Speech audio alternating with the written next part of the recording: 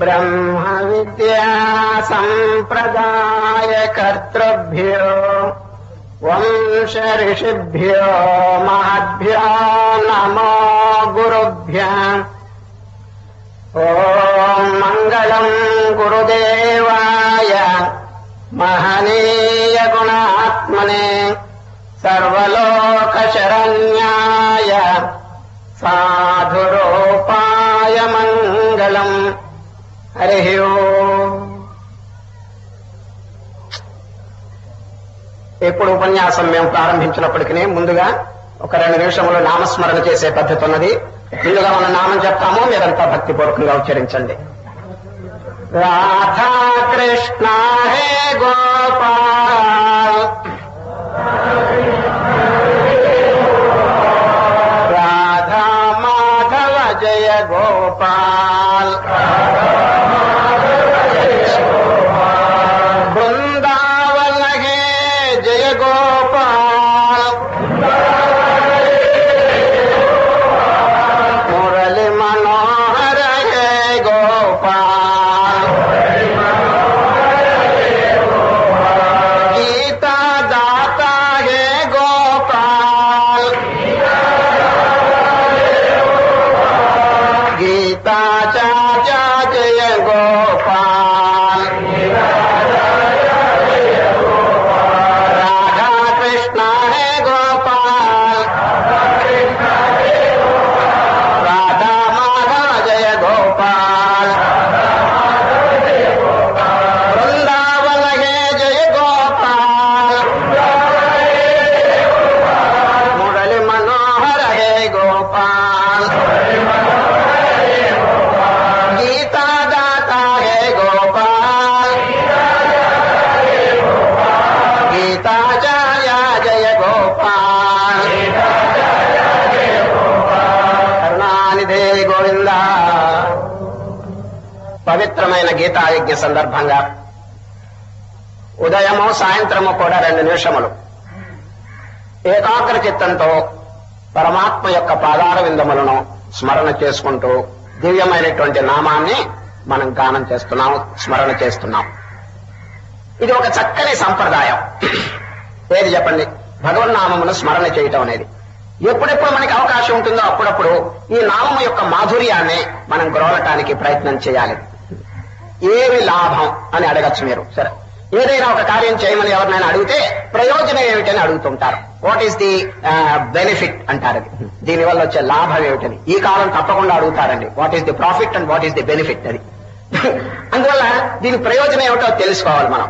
ఏమిటో తెలుసండి, ప్రతి వారు దుఃఖం పోవటానికి ప్రయత్నం చేస్తున్నారు కదా. ఏమండి, అపరిమితమైన ఆనందం దుఃఖ రాహిత్యం కలుగు చేస్తుందండి. సరే, ఏం చెప్పండి? దుఃఖ రాహిత్యం అంటే దుఃఖం కంప్లీట్ గా తొలగిపోవటం, అనంతమైనటువంటి ఆనందం యొక్క ప్రాప్తి, ఇది దీనివల్ల చేకూరుతుందండి. దీనివల్ల ఈ నామమును చక్కగా గానం చేస్తూ మనస్సు గనక లయం అయిపోతే ఆ భగవంతుని యొక్క కృపాకటాక్షానికి మానవుడు పాత్రుడవుతాడు. అర్థమైందండి? The grace of God, the blessing of God, అది it is very very important. మన జీవితంలో ఎన్నో పదార్థాలు మనం సంపాదించవచ్చును కానీ అది in course of time they will fail. అది కాలగర్భంలో అన్ని నశించిపోతాయి. కానీ భగవంతుని యొక్క అనుగ్రహం, ఆ భక్తి, ఆ వైరాగ్యం, ఆత్మవిచారణ శాశ్వతం. ఎల్లప్పుడూ కూడా జీవుని వెంటొచ్చి మానవుని కాపాడేటువంటి ఆ వస్తువులండి. దీన్ని సంపాదించడానికి మనం ఎంత ప్రయత్నం చేసి యావత్ శక్తితో మనం ప్రయత్నం చేసి సంపాదిస్తే అంత మంచిదండి అది. అర్థం కనుక ఎవరైనా అడిగితే ప్రపంచంలో అనేక పదార్థాలు ఉన్నాయి, విచ్ ఈస్ మోస్ట్ ప్రెషస్, అది అన్నిటికంటే మహా విలువైనటువంటి వస్తువు ఏదని అంటే ఇది ఆత్మలాభం. ఆ భగవంతుని యొక్క కృపాకటాక్షం మించినటువంటి లాభం ఇంకోటి లేదండి. కనుకనే ఈ ఆత్మస్వరూపాన్ని తెలుసుకోవడానికి ఆ పరమాత్మ యొక్క అనుగ్రహం ఉండాలన్నది. ఇప్పుడు ఒక బంగళా ఉందండి, కలెక్టర్ గారి బంగళా. వారితో మనకి పని వచ్చింది. ఆ బంగళాలో మనం ప్రవేశించాం, గేటు దగ్గర ఒక కుక్క ఉన్నదండి, భయంకరమైనటువంటి కుక్క ఉన్నది. మనం లోపలికి వెళ్తుంటే అది అడ్డగిస్తున్నది. ఇంకా కనుక మనం పోవడానికి ప్రయత్నం చేస్తే కరిచేస్తుందండి, అది బాధ కలుగు చేస్తుంది. అప్పుడు ఏం చేయాలి? కలెక్టర్ గారితో మనకి చాలా ఇంపార్టెంట్ వర్క్ ఉందండి. గేట్ దగ్గరికి రాగానే ఈ కుక్క అడ్డుపడింది, కరవటానికి సిద్ధంగా ఉంది. మనం ఏం చేయాలి చెప్పండి? లోపలికి వెళ్తామా? అది కరిచేస్తుంది, కానీ వెళ్ళనివ్వటం లేదు. కలెక్టర్ గారితో అర్జెంటు పని ఉంది. అప్పుడు ఏం చేయాలి తెలుసండి? వారి పేరేమిటో తెలుసుకుని కేక వేయాలి. అయ్యా కలెక్టర్ గారు, మీతో పని ఉంది, వచ్చిన గేట్ దగ్గర ఇది బాధ చేస్తున్నది అని మీరు కేక వేయండి చాలు. వారు వస్తారండి బయటికి. వారు రాగానే కుక్క ఎవరిని బాధ చేయదండి. అది ఎందుకు? యజమానుడు పక్కన ఉన్నాడు. అది యజమానుడు పక్కన ఉంటే ఆ కుక్క ఎవరిని బాధ చేయదు. ఇదండి కీలకం. అది ఈ బ్రహ్మాండములకి మాయ చూడండి. ఈ మాయ చాలా మందిని బాధ కలుగు చేస్తుంది. ప్రకృతి అజ్ఞానం. భగవద్గీతలో కూడా ఈ దైవీశేష గుణమయే మమ మాయా దురత్యయ, నా మాయను దాటడం చాలా కష్టం అన్నారు. కష్ట సాధ్యం అన్నారు కానీ అసాధ్యం అని చెప్పలేదు శ్రీకృష్ణ పరమాత్మ. వినండి, మమ మాయా దురత్యయ, కష్ట సాధ్యం కానీ అసాధ్యం కాదు. దాన్ని తొలగించుకోవడానికి మాయను ప్రకృతిని ఉపాయం ఏమిటి చెప్పండి? వెంటనే చెప్పేసినారు. మామేవయే ప్రపద్యంతే మాయామేతాం తరంతితే. నన్ను ఆశ్రయించిన వారు అవలీలగా ఈ మాయను దాటవచ్చును. ఇదేనండి మన యొక్క డ్యూటీ. సరే, పరమాత్మను కనుక ఆశ్రయిస్తే, ఆ కలెక్టర్ గారిని కనుక ఆశ్రయిస్తే కుక్క ఎట్లా మనకి కరవకుండా రక్షించిందో అదే విధంగా ఈ మాయ ఈ జనులను చాలా బాధ చేస్తూ అనేక జన్మల నుంచి వారికి కీడు కలుగు చేస్తున్నటువంటి మాయ భగవంతుని యొక్క అనుగ్రహం కనుక మనం సంపాదించుకుంటే మన బాధ చేయదన్నది. మామేవయే ప్రపద్యంతే మాయామేతాం తరంతితే. అర్జున, ఈ మాయను అవలీలగా దాటవచ్చును, నన్ను ఆశ్రయించండి. ఇప్పుడు మనం చేసే పని అదండి. సార్, చక్కగా 2 నిమిషముల మనస్సును ఏకాగ్రపరిచి ఆ భగవంతుని యొక్క పాదపద్మములను స్మరణ చేసినాం. ఇది చాలా ముఖ్యమైనటువంటిది. భగవద్గీతలో దీనికి ఎంతో ప్రాముఖ్యత ఇచ్చినారండి. పరమాత్మ అనేటువంటి వస్తువు మహా విలువైనటువంటిదండి. అది ఎక్కడున్నది? మనలోనే ఉంది. నియరెస్ట్ అనేది కూడా తప్పండి, మన స్వరూపంగానే ఉన్నది అది. అహం బ్రహ్మాస్మి మహావాక్యములు ఉపనిషత్తుల్లో ఘోషిస్తున్నాయండి. నాయనా నీవెవరు? తత్వం. త్వం నీవు, తత్ అంటే పరమాత్మ. చూచారా? No difference. జీవుడికి శివుడికి భేదం లేదు నాయన, ఇద్దరు ఒకటే. But you have forgotten. మీరు మర్చిపోయినారు, అందువల్ల ఈ దుఃఖం కలుగుతున్నది. Please remember. అది సద్గురువు దగ్గరికి వెళ్లి విషయం కనుక్కుని నీ నిజస్వరూపం గనక చక్కగా తెలుసుకుని దానిలో గనక నిలకడ కలిగితే ఇక ప్రపంచంలో ఇంకా చేయవలసిన కార్యమే లేదండి. ఎవ్రీథింగ్ ఈజ్ ఫినిష్ అంతే. కనుక శ్రీకృష్ణ పరమాత్మ ఆత్మజ్ఞానానికి ఎంత విలువిచ్చినారంటే స్వస్వరూప జ్ఞానానికి అన్ని లాభముల కంటే గొప్ప లాభం అన్నాడు. రేపు 6వ అధ్యాయం వస్తుందండి, ఆత్మ సంయమ యోగం. దానిలో కృష్ణ పరమాత్మ ఆత్మను గూర్చి బోధిస్తూ అర్జునుడికి, ఆయన మనస్సు ఇక్కడక్కడ పరిగెత్తకుండా లోపల వెలుగుతున్నటువంటి దివ్యమైన పరమ ఆత్మయందు నిలకడ కలిగి ఉండు అని చెబుతూ ఆ ఆత్మస్వరూపం యొక్క వాల్యూ ఎట్లా వర్ణించారు తెలుసండి. అన్ని లాభముల కంటే గొప్ప లాభం అన్నారు.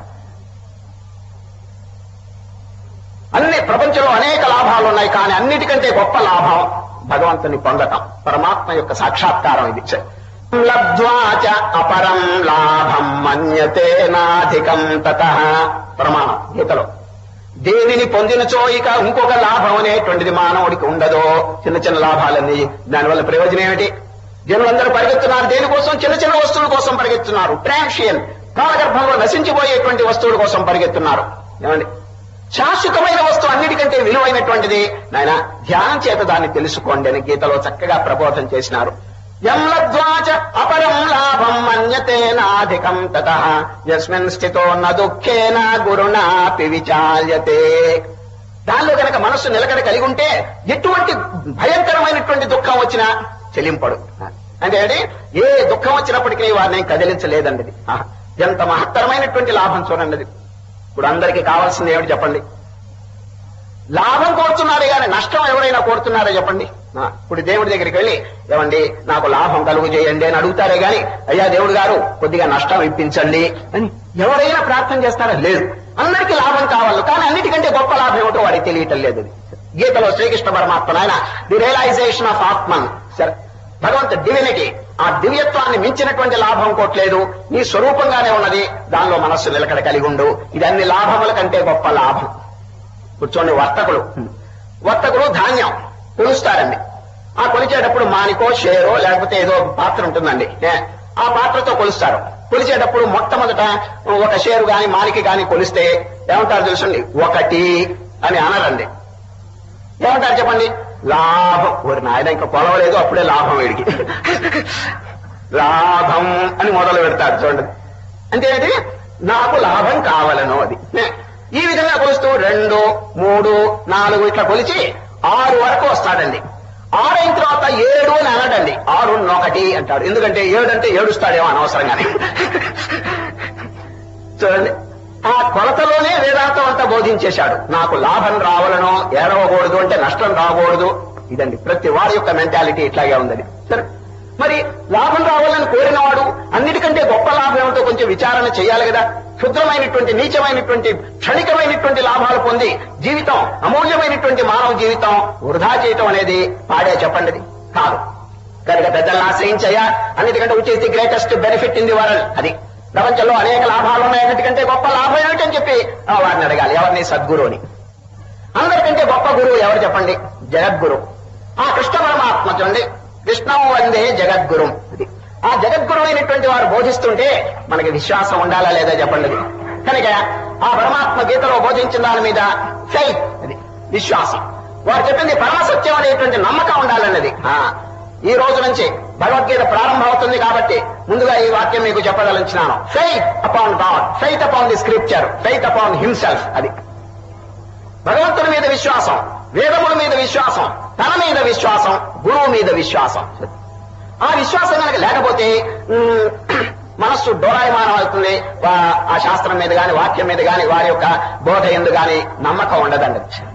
నమ్మకం లేకుండా గ్రంథం చదివితే ఏమవుతుంది చెప్పండి. అది దాని సరిగా వంట పట్టదండి. దేవే తీర్థే ద్విజే మంత్రే, శాస్త్రంలో చక్కని వాక్యం ఉందండి. కొన్ని వస్తువుల మీద కనుక ఫెయిత్ లేకపోతే యూస్లెస్ అనేశాడు, ఎందుకు పనికిరావు. అదేమిటో చెప్తున్నారు వినండి. దేవే తీర్థే ద్విజే మంత్రే దైవజ్ఞే భేషజే గురవు. అది దేవుని అంది. ఇప్పుడు గుళ్ళోకి వెళ్తారండి. గుళ్ళోకి వెళ్తే అక్కడ ఏం కనిపిస్తుంది చెప్పండి? విగ్రహం. ఆ విగ్రహం దేంతో చేయబడింది చెప్పండి? రాయి. రాతితో చేయబడినప్పటికీ ఎవరైనా వెళ్ళి ఓ రాయి గారు అని అంటారా చెప్పండి? లేదు. అది శాంక్టమ్ శాంక్టోరియం, మహా చైతన్యం అనేటువంటి భావంతో అక్కడ వారిని ప్రార్థన చేస్తారు కదండి. దేవుడి దగ్గరికి వెళ్ళి ఓ రాయి గారు నీకు నమస్కారం అని ఎవరైనా అంటారా? కానీ వాస్తవంగా అది రాయే. అయినప్పటికీ రాయి అనేటువంటి భావం వారికి లేదండి. అది ఏం భావమో చెప్పండి? చైతన్యం, it is divinity, sanctum sanctorum, మహాపవిత్రమైనటువంటి దివ్య స్వరూపం అనేటువంటి భావన కలిగి దండం పెడుతున్నారు. అప్పుడు వారికి చక్కగా భక్తి యొక్క అనుభవం వారికి కలుగుతుందండి. కొందరికి విశ్వాసం ఉండదు, నాస్తికులు. ఇదంతా రాయి, ఇది రప్ప అని అనుకుంటారు. అటువంటి వారికి ఏమైనా ఫలితం కలుగుతుందా చెప్పండి? కనుక ఫెయిత్ వర్క్స్ వండర్స్. అది విశ్వాసం అనేదండి మహత్తరమైనటువంటి ఫలితాన్ని కలుగు చేస్తుందండి. అర్థమైందండి. ఇంకా మనం భగవద్గీతలో ప్రవేశించలేదు కాబట్టి మొట్టమొదటి మీకు చెప్పదలించింది ఏంటంటే, ఇదిగో ఈ శ్రీకృష్ణ పరమాత్మ మీద వారు బోధించినటువంటి భగవద్గీత మీద ఇది పరమ సత్యము అనేటువంటి నమ్మకం. అయ్యా మీరు అలా చేయండి, బ్లైండ్ ఫైట్ మాకెందుకండి, వారు చెప్పింది నిజం లేదో మాకెట్లా తెలుస్తుంది అని కనుక మీరు అంటే, అయ్యా రియలైజ్ ఇట్, అనుభవం తెచ్చుకోండి. దాన్ని వారు చెప్పినటువంటి వాక్యం అనుభవంలో పెట్టుకోండి. రిజల్ట్ కనిపిస్తుందో లేదో మనకే అర్థం అవుతుంది కదండి. అది కనుక ఒకటి చెప్పినటువంటి వాక్యం మీద మొట్టమొదట్లో ఫెయిత్ ఉండండి. అది బ్లైండ్ ఫెయిత్ కానీ ఏ ఫెయిత్ కానీ, హ్యావ్ ఫెయిత్. అది ఫాలో, రియలైజ్, అభ్యాసం చేయండి. ఆ తర్వాత మనకి ఆ అనుభవం లేకపోతే అప్పుడు అడగండి.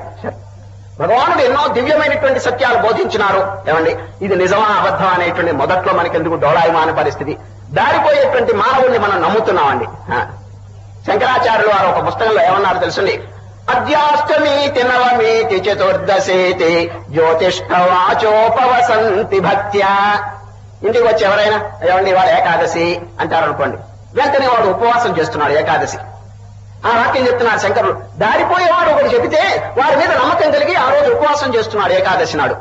అద్యాష్టమీతి నవమీతి చతుర్దశీతి జ్యోతిష్ఠవాచోపవసంతి భక్త్యా శృతేస్త్వహో తత్వమసీతి వాక్యం న విశ్వసంతి అద్భుతమే తదేవ. ఆ శృతి వేదము తత్వమసి అని బోధిస్తుంటే నమ్మకం లేకపోతున్నదే మానవులకి అని శంకరాచార్యులు వారు ఆశ్చర్యాన్ని ప్రకటించారని. అదే కనుక ఒకరి మీద నమ్మకం చేత ఒక కార్యం మనం చేసినప్పుడు చక్కని ఫలితములు కలుగుతుందండి. మరి అటువంటిప్పుడు జగద్గురువు అయినటువంటి శ్రీకృష్ణ పరమాత్మ చెప్పిన దాంట్లో నమ్మకం ఎందుకు ఉండకూడదు? అమెరికాలో ఒక ఆయన ఉన్నాడండి, పశ్చిమ దేశంలో. ఆయనకు భగవంతుని మీద పెద్ద నమ్మకాలేం లేవండి, అన్ని సందేహాలే దేవుడంటే. కానీ అందరూ గురువు దగ్గరికి వెళ్లి ఏదో ప్రార్థన ఇవన్నీ నేర్చుకుని చక్కగా ప్రార్థన ఇళ్ల దగ్గర చేయటం చూచాడు. ఎవరు? ఈయన. దేవుడి మీద పూర్ణ విశ్వాసం లేదండి. కానీ అందరూ ప్రేయర్ చేస్తుంటే, ప్రార్థన చేస్తుంటే ఆయనకు కూడా ప్రార్థన చేయాలనే కుతూహలం కలిగి ఆ గురువు గారి దగ్గరికి వెళ్ళాడండి. ఏమని అడిగాడు తెలుసండి? My dear sir, tell me A short prayer అన్నాడండి. షార్ట్ ప్రేయర్ అన్నాడు. ఎందుకంటే పొడుగు ప్రార్థనలు వారి నమ్మకం లేదండి. ఈ షార్ట్ ప్రేయర్, ఒక చిన్న ప్రార్థన చెప్పండి అన్నాడండి. గురువు గారు వీడు వాడకం చూచినాడు.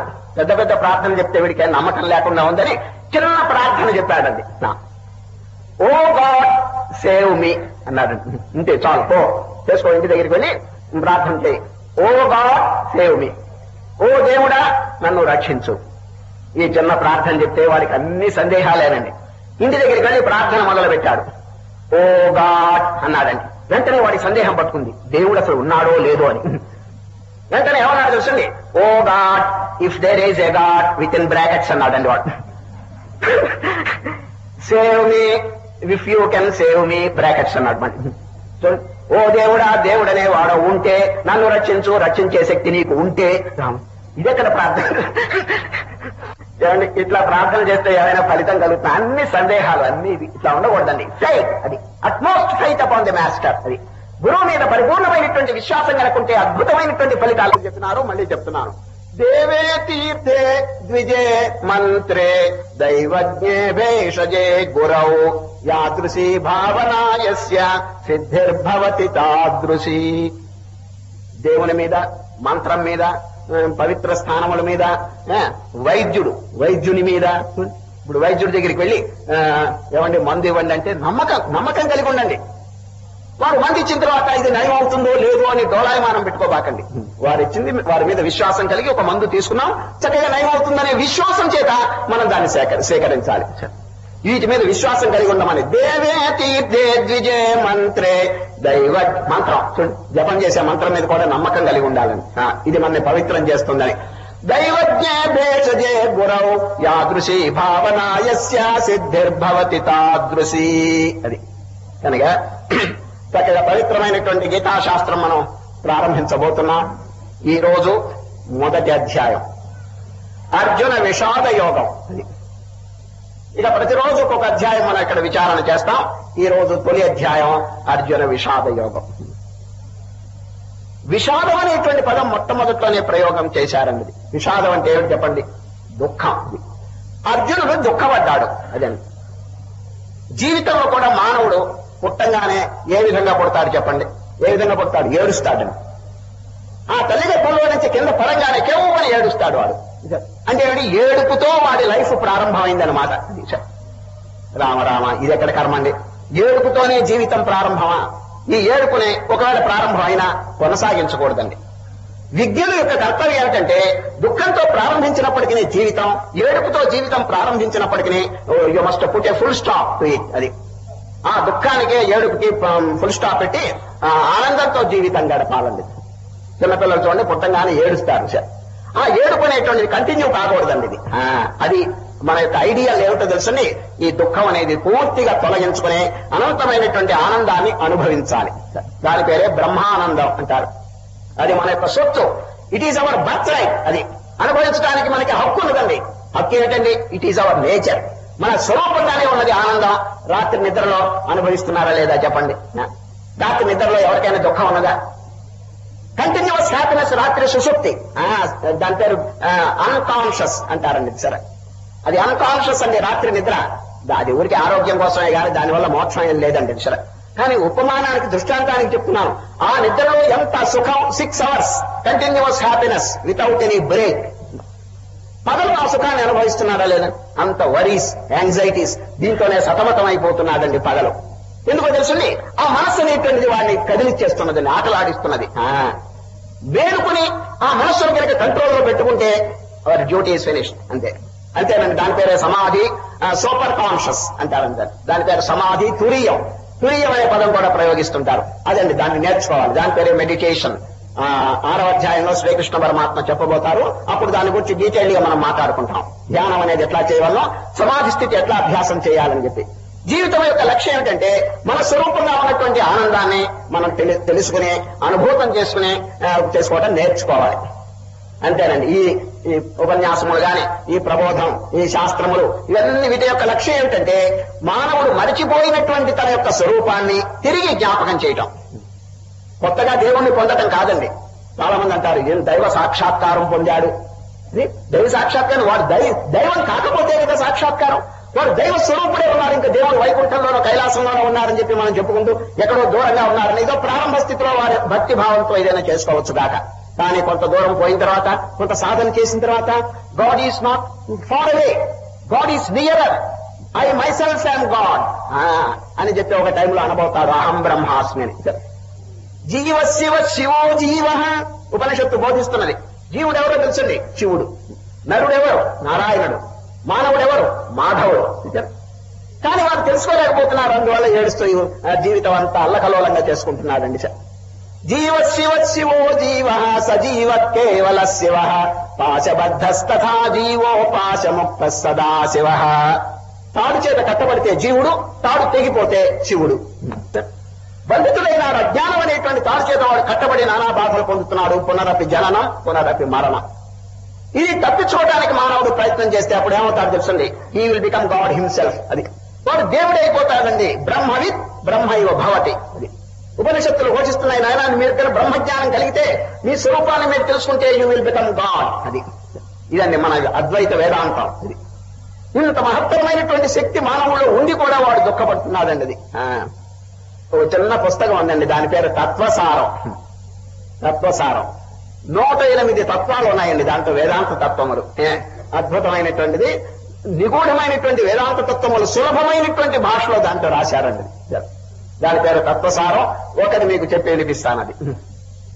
శక్తి అంతయు నీలో కలదన్నా, నీలో అఖండమైన శక్తి ఉందని చెప్పి, శక్తి అంతయు నీలో కలదన్నా, లోని శక్తిని తెలిసి ధైర్యము కలిగియుండన్నా, నేను అల్పుడ నేను దుఃఖిని అనుచుయేలా పరితపింతు, సర్వశక్తికి నిలయమైన ఆత్మనేనని ధైర్యముందుము తత్వసారము తెలిసికోరన్నా.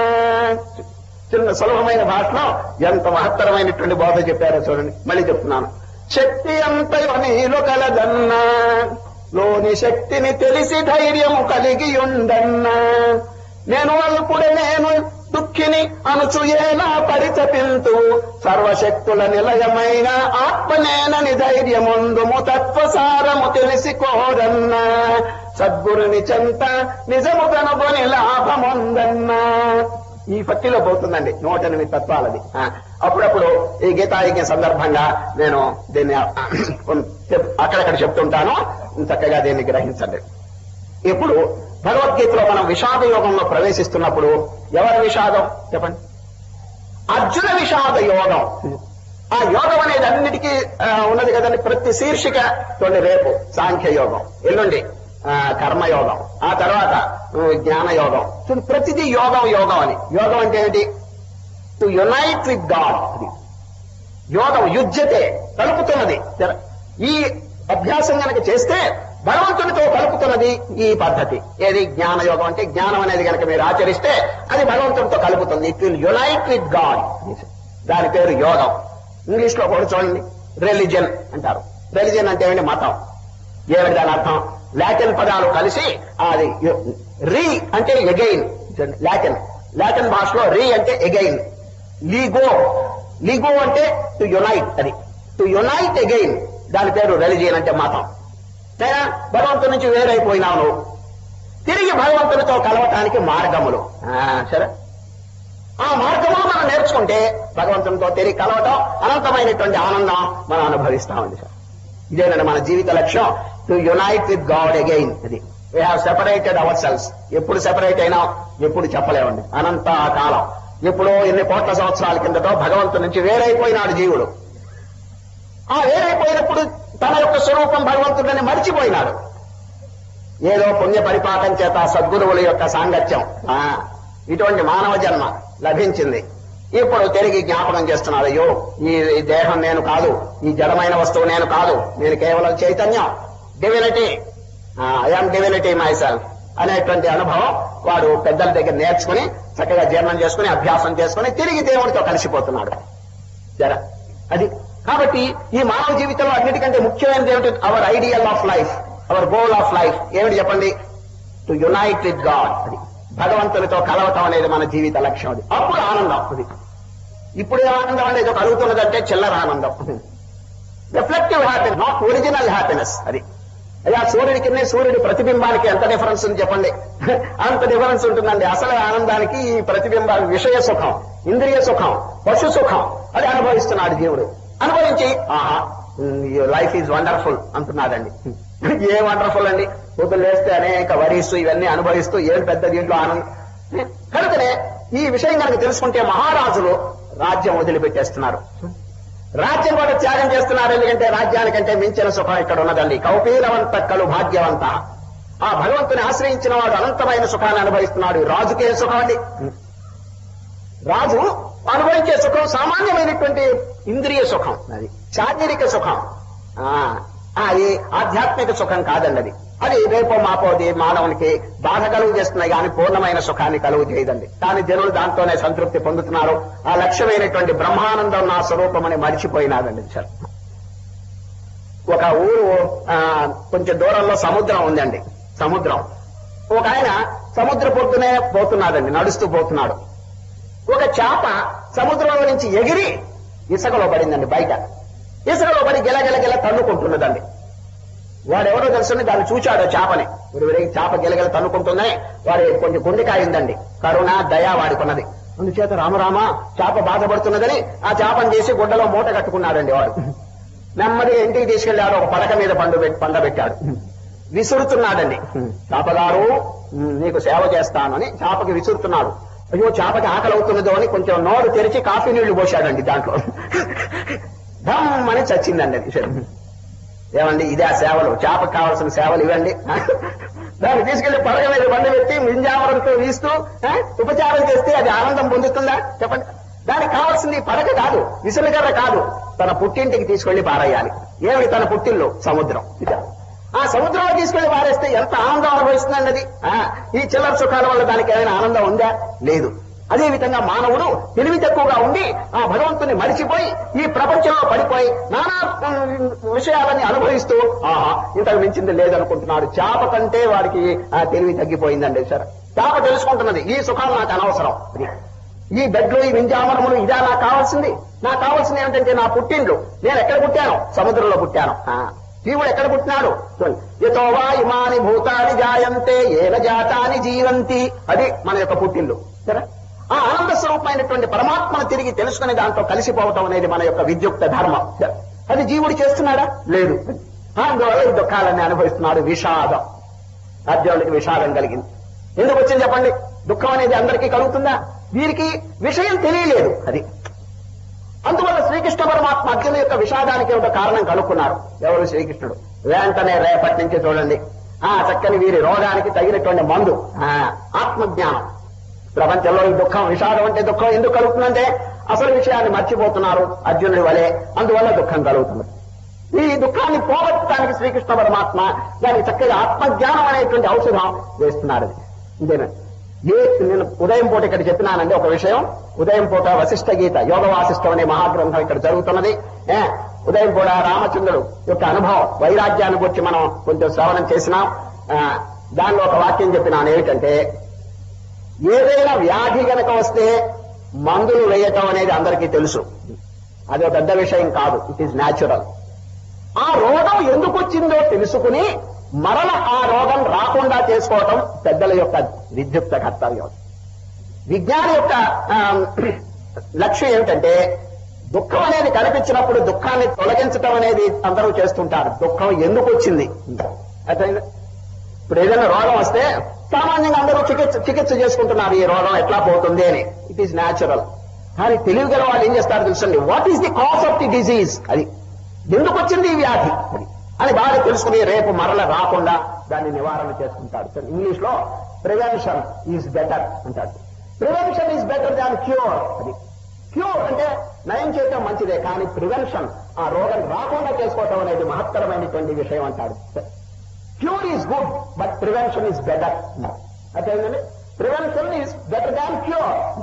కనుక ఈ రోజు అర్జునుడు విషాదంతో ఉంటే రేపు ఆ విషయం గమనించి శ్రీకృష్ణ పరమాత్మ దానికి చక్కగా అసలు రోగమే రాకుండా విషాదమే రాకుండా చేసేస్తారండి. విషాదం అనేది వచ్చింది అర్జున, ఇదో విషాదానికి కారణం ఇది, కాబట్టి నువ్వు కనుక జాగ్రత్త పడితే ఇక దుఃఖం అనేది నీకు లవలేశం కూడా ఉండదని చెప్పి రేపటి నుంచి బోధ చేస్తున్నారని సార్. కనుక ఏదైనా ప్రపంచంలో దుఃఖం గాని ఏదైనా బాధ గాని కలిగినప్పుడు బాధను తొలగించుకోవడం మంచిదే. కానీ తెలివి కలిగిన వాడు ఈ బాధ ఎందుకు వచ్చింది, ఈ శరీరం ఉన్నందువల్ల వచ్చిందండి. ఆత్మ కిం నిమిత్తం దుఃఖం, జీవునికి ఎందుకు దుఃఖం కలిగిందని శంకరాచార్యులు వారిని అడిగితే ఒకరు శరీర పరిగ్రహాత్, ఇలా శరీరం గ్రహించుకున్నావు అందువల్ల దుఃఖాలు వచ్చింది, శరీరం నీవు కాదు, ఊరికేదో ఒక వేషం వేసుకున్నావు అందువల్ల ఈ దుఃఖాలు కలిగినాయని చెప్పి శంకరాచార్య చెప్తున్నారు. కాబట్టి మన కర్తవ్యం ఏమిటి తెలుసండి, జన్మరాహిత్యం. శరీరం అనేది లేకుండా, శరీరం లేకుండా అంటే దాన్ని ఆత్మహత్య చేసుకోమని కాదండి. దేని వల్ల ఈ శరీరం వచ్చిందో కర్మ, ఆ కర్మ వల్ల ఈ శరీరం వచ్చింది కర్మరాహిత్యం. కర్మరాహిత్యం కనుక చేసుకుంటే జన్మరాహిత్యం కలుగుతుంది. జన్మరాహిత్యం కలిగితే అనంతమైన ఆనందం అనుభవిస్తాడు. కర్మరాహిత్యం ఏ విధంగా కలుగుతుంది చెప్పండి. కోటాను కోట్ల కర్మ జన్మలో ఉండేటువంటి కర్మ అంతా చేసి పెట్టాడు, కొండలాదిగా ఉన్నది. ఈ కొండలాదిగా ఉన్న కర్మ ఎట్లా రాహిత్యం అవుతుంది చెప్పండి. ఇప్పుడు కట్టెలు, కొండంత కట్టెలు చెప్ప ఉండదండి, ఎట్లా రహితం అవుతుంది చెప్పండి. ఆ కట్టెలు చిన్న నిప్పురవ తెచ్చి దాని కింద పెట్టండి, కొండంత కట్టెలన్నీ కూడా దగ్ధం అయిపోతాయి. అది శ్రీకృష్ణ పరమాత్మ చక్కగా బోధిస్తారు. భస్మసాత్ కురుతే అర్జున జ్ఞానాగ్ని సర్వకర్మాణి భస్మసాత్ కురుతే తథా. కీలకం చెప్పేసినారండి. అర్జున, దుఃఖం పోవాలంటే జన్మరాహిత్యం కలగాలి, జన్మరాహిత్యానికి కర్మరాహిత్యం కలగాలి, కర్మ పోవాలంటే జ్ఞానం తప్పితే కర్మ పోవటానికి ఉపాయం లేదండి. కనుక కొండలాదిగా ఉన్నటువంటి కర్మంతా చిన్న ఆత్మ విచారణ అనేటువంటి నిప్పురవ చేత దగ్ధం అయిపోతుందంటే చెప్పబోతారండి ఒక అధ్యాయంలో. భస్మసాత్ కురుతే అర్జున జ్ఞానాగ్ని సర్వకర్మాణి భస్మసాత్ కురుతే తథా. అందుచేత విషాదం అనేది ఏదో వచ్చింది అర్జునుడికి, వారికి ఒక్కరికే కాదు చాలా మందికి వస్తుంది. ఆ విషాదాన్ని పోగొట్టుకోవటానికి శ్రీకృష్ణ పరమాత్మ ఏం బోధ రేపటి నుంచి చెప్తారో దాన్ని మనం చక్కగా అనుసరించి విషాదం పోగొట్టుకుంటాం. అర్జున విషాద యోగం మొట్టమొదటి. అనేక మందికి విషాదాలు వస్తున్నాయండి, కానీ అర్జునుడి యొక్క విషాదం స్పెషాలిటీ. ఏడు తెలిసిన ప్రత్యేకత దీంట్లో. సామాన్యంగా ఎవరైనా ఏడుస్తే దేనికోసం ఏడుస్తారు చెప్పండి. ఈ వస్తువు లేదు, ఈ ధనం లేదు, ఈ కీర్తి లేదు, ఈ ఇల్లు లేదు, ఈ విధంగా ప్రపంచ వస్తువుల కోసం ఏడుస్తారు. కానీ అర్జునుడు దేనికి ఏడిచాడు చెప్పండి, దేనికి ఏడిచినాడు? నకాంక్షే విజయం కృష్ణ నచ రాజ్యం సుఖాని చ కిన్నో రాజ్యేన గోవింద కిం భోగై జీవితేనవా. ఈ రాజ్యం నాకొద్దు, ఈ భోగాలు తిరస్కరించినారే. అసలు ఎందుకు వచ్చారు చెప్పండి అర్జునుడు? చెప్పండి, యుద్ధక్షేత్రంలో ఎందుకు వచ్చారు? యుద్ధం అంటే ఏంటి? రాజ్యమును పొందాలి. శత్రువుని ఓడించి రాజ్యమును పొందడానికి వచ్చిన అర్జునుడు I got care for the kingdom అనేసినాడు. నాకు ఈ రాజ్యం వద్దనేసినారు. ఎంత వైరాగ్యం కలిగింది చూడండి. ఆ టైం వచ్చేటప్పటికి భగవంతుడు శాశ్వతమైన వస్తువు ఏదని చెప్పి వారికి భావం కలిగిందండి. ప్రపంచంలో ప్రతి పదార్థం కాలగర్భంలో నశించిపోతుంది, విచ్ ఈజ్ పర్మనెంట్. అది ధర్మ సమ్మూఢ చేత. అదండి, అది అర్జును యొక్క పరిస్థితి. ఏంటి ధర్మం ఏమిటో తెలియట్లేదు వారికి. అందువల్ల కృష్ణ పరమాత్మని ప్రశ్న చేస్తున్నారు, స్వామి ఏది ధర్మం మనకి తెలియటం లేదు, కొంచెం దయచేసి బోధించండి అని అర్జునుడు అడుగుతారన్నది. ధర్మ సమ్మూఢ చేత యశ్రేయస్యాం నిశ్చితం బ్రోహితన్మే శిష్యస్తేహం షాధిమాం త్వాం ప్రపన్నం. రేపు అధ్యాయంలో వస్తుందండి. కృష్ణ అని కాళ్ళ మీద పడతాడండి. దీని పేరు శరణాగతి.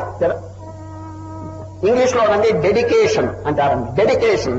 అర్జునుడు తను ఆత్మార్పణం చేసుకున్నారు. ఏమని? శిష్యస్తేహం షాధిమాం త్వాం ప్రపన్నం.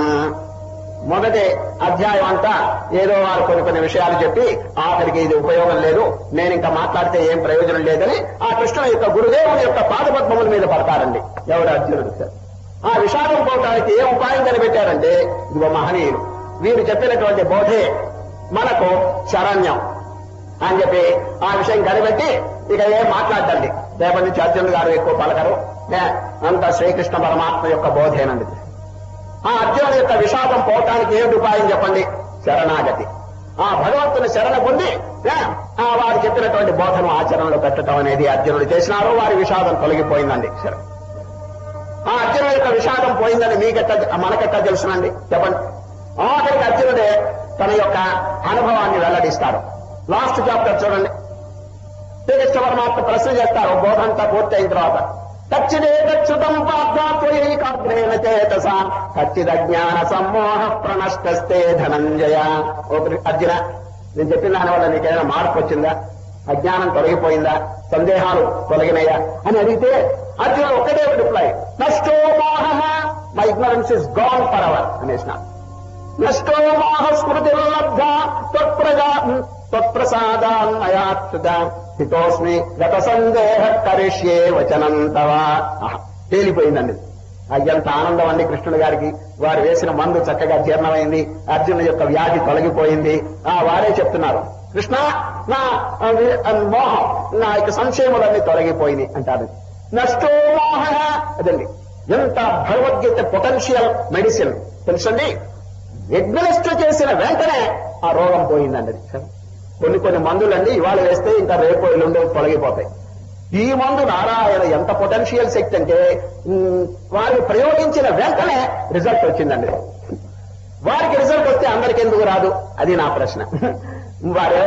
వారికి ఫలితం కలిగినప్పుడు అందరికీ ఎందుకు కలగదు అని చెప్పి మన ఇదండి ప్రతి వారికి కలుగుతుందండి. సార్ చెప్పిన వారు సామాన్యులు కాదండి. ఎవరు? అవతారమూర్తి. ఈ భగవద్గీత అనేటువంటి మందు సామాన్యమైంది కాదండి, మహత్తరమైనటువంటి శక్తి కలిగింది. మరి ఎందుకు నయం కాదు చెప్పండి? చెప్పిన వారు అమోఘమైనటువంటి అద్భుతమైన అనుభవం కలిగిన మహనీయులు. ఇదే మంచి పొటెన్షియల్ మెడిసిన్. మరి వారికి అజ్ఞానం, ఈ దుఃఖం ఎందుకు పోదు చెప్పండి? తప్పకుండా పోతుంది. వారు సరిగా ఆచరణ చేయటం లేదు. అదే ఆచరణలో లోపం వల్ల వారికి జీవుడికి ఫలితాలు కలగటం లేదు. కానీ సక్రమంగా శ్రీకృష్ణ పరమాత్మ చెప్పిన పద్ధతిలో కనుక ఆచరిస్తే ప్రతి వారి యొక్క దుఃఖం తొలగిపోతుంది, అర్జునుడి యొక్క దుఃఖం వలె. ఆ అర్జునుడికి విషాదం తొలగినప్పుడు అందరికీ కూడా తొలగిపోవడానికి అవకాశం ఉంది. ఈ భగవద్గీత యొక్క గొప్పతనం మనం తెలుసుకుని నిత్య జీవితంలో దాన్ని ఆచరణలో పెట్టాలండి. ఇప్పుడు ఈ గీతాయజ్ఞం 20 రోజులు మీరు శ్రవణం చేసి అంతటితో ఫుల్ స్టాప్ పెట్టడం కాదండి. అది you must translate Bhagavad Gita in everyday life. అది నిత్య జీవితంలో దాన్ని కార్యాన్వితం చేయడానికి మనం నేర్చుకోవాలి. ఇప్పుడు ఏదైనా కోపం వచ్చినప్పుడు ఏంటంటే శ్రీకృష్ణ పరమాత్మ కోపాన్ని గురించి ఎక్కడెక్కడ చెప్తారు. క్రోధాద్భవతి సమ్మోహ సమ్మోహ స్మృతి భ్రమ స్మృతి భ్రంశాత్ బుద్ధినాశో బుద్ధినాశాత్ ప్రణశ్యతి. అర్జున, కోపం అనేది భయంకరమైనటువంటి మహా విషాదకరమైనటువంటి వికారం. అది వచ్చినప్పుడు కొంచెం జాగ్రత్తగా విచారించి దాన్ని తొలగించుకోండి అని గీతలో చెప్తారండి. ఆ కోపాన్ని కనుక కంటిన్యూస్ గా దాన్ని కొనసాగిస్తే డౌన్ ఫాల్ అనేసినారు. అక్కడికండి వినశ్యతి అనేసినారండి. ఆ బుద్ధి కూడా మలినమైపోతుంది ఈ కోపాల వల్ల. కళ్ళు తాగితే ఏ ప్రకారంగా కైపు కలుగుతుందో ఈ వికారములు కూడా అంతేనంటారని రేపు వస్తుందండి ఇదంతా.